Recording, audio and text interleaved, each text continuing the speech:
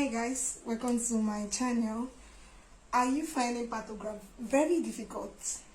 I'm here for you. Just give me 30 seconds of your time and I'm going to make you understand it very well because it makes learning easy and simple. So this Partograph is just a tool that was invented by World Health Organization to monitor, to document and to manage labor. It's just a visual graph that helps you to monitor the mother and the baby, to keep them safe and to also identify early the deviation from normal. So this Partograph now consists of 4 parts. We have the personal information or data aspects. We have the fetal condition, where you're going to enter fetal condition parts. We have the place you are going to enter the maternal condition, everything about the maternal condition, and we have the part where you are going to monitor the progress of the labor, which is the cervical dilatation and descent. This Partograph is just vital science promise. It just added little things to it, it's just simple. And let's get into the business. In the personal data, we have the name, we have the gravida, para, hospital number, date of admission, time of admission, rupture membrane, and hour. The name of my client is Obasichioma. Gravida, she has been pregnant 4 times. She carried 3 to 10. Hospital number 1043. On admission, membrane is intact. I wrote I. I'm going to explain this later. The client has a ruptured membrane. You now indicate the hour it happened, like the time it happened. So let's get into the fetal aspects. This place now is where you are going to record the fetal heart rate, and it is being recorded every 30 minutes because the fetal heart rate is checked every 30 minutes, and each vertical line now indicates 30 minutes. This one now 30 minutes. So let's trace it to the time. This is the time: 10 a.m., 10:30, 11 a.m., 11:30, 12 p.m., 12:30, and so on and so forth. The reason why I'm showing you this is that each line is 30 minutes. Each line is 30 minutes. 30 minutes plus 30 minutes, that is 60 minutes, which is 1 hour.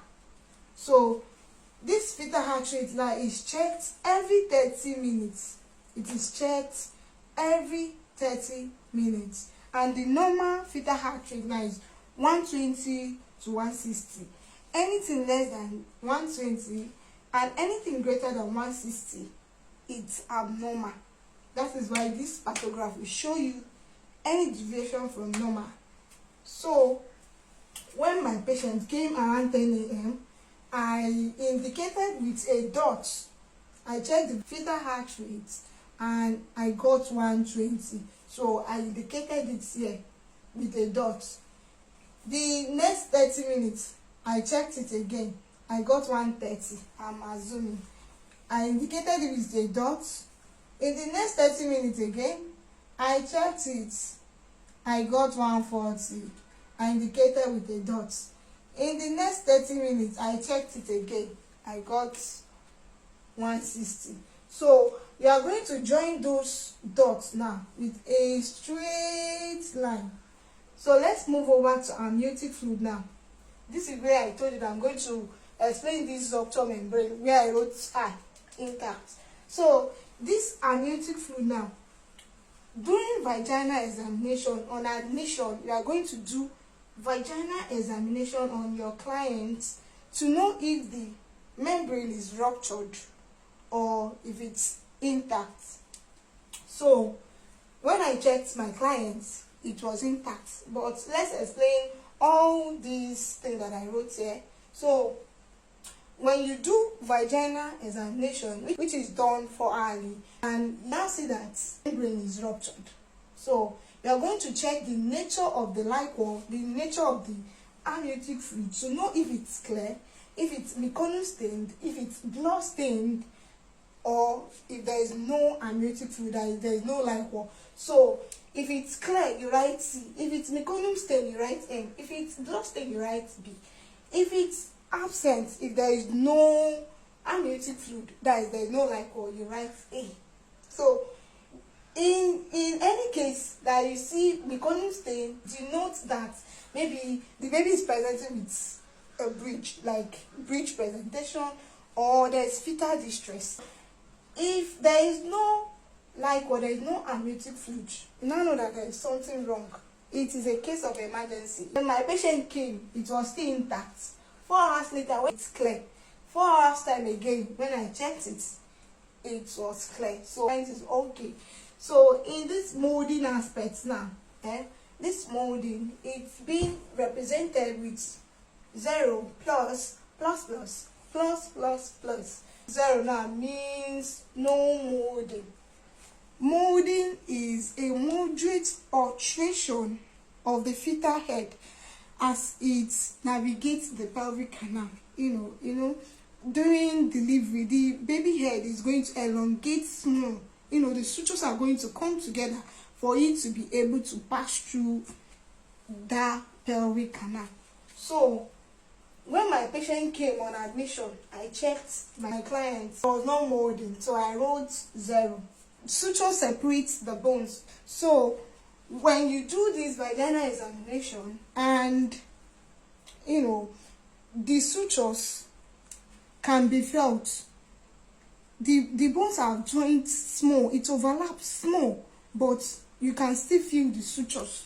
You write 1 plus, that is, the bones are separated, the sutures can be felt. So in this plus plus, that is 2 pluses, the sutures have come together. There is overlapping, that if you put your hand, you can use your finger to separate the bones. That is when you write these 2 pluses.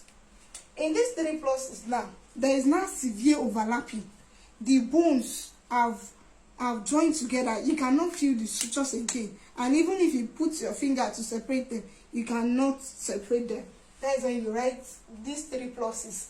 And in the cases of these 2 pluses and 3 pluses, there is deviation. It is abnormal.